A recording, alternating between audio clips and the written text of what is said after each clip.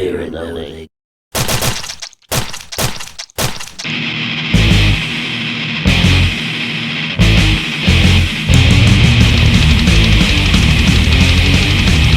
Welcome to BnL's Chug, a lightning-fast recap of beer news that may or may not have pissed you off last week. We go back through it all over again to get you good and pissed off so you can get over it and move on to the new shit that's going to piss you off this week.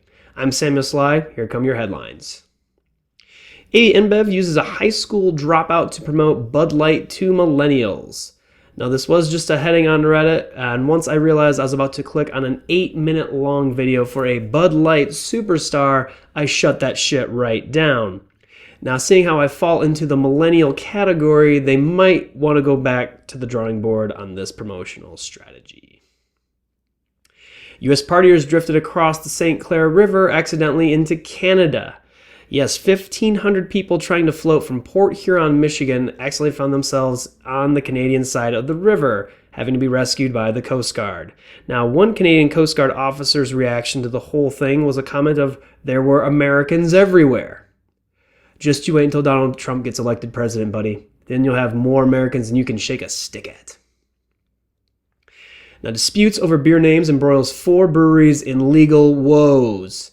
Now, this doesn't mean that there was some sort of legal 4G among 4 breweries. There were actually 2 sets of breweries having issues because one wanted to play in the other's respective sandbox. Now, the short story of this, the too long didn't read, if you will, is that business is a bitch and trademarks are like condoms. It's better to have one and need one than need one and not have one. The National Center for Business Journalism published 5 tips for covering the beer industry. And I'll save you the 10-minute read. It involves a whole lot of just research to put together an article that millennials aren't going to read. So hopefully their next segment in this will be how to write excellent, amazing headlines that millennials will want to read. North Korea launched a beer festival, yo. Watch your asses. Best part of this is 20 days long, and it could host up to 700 people. What? Now, either I just fell for some expert level trolling, or they're just setting the bar remarkably low for their first beer festival. But the long and the short of it is, I would look up this article because it was basically written like a gigantic piece of North Korean propaganda, and it's hilarious on its own right. And since I was gone all weekend, I wasn't able to find Matt Dog or force anyone into giving me any sort of correspondence that made any sense or was useful. Not that that's actually our thing. So in lieu of that, here's, 5-10 seconds of footage from the Russian River beer revival in California. I didn't realize we're making me a belly shirt. That's even better. Yeah.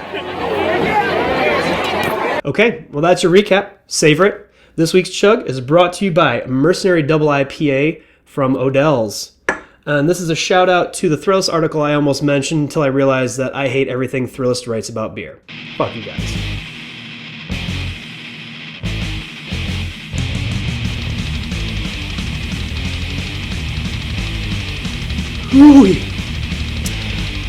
Come back next week to find out what pissed you off last week.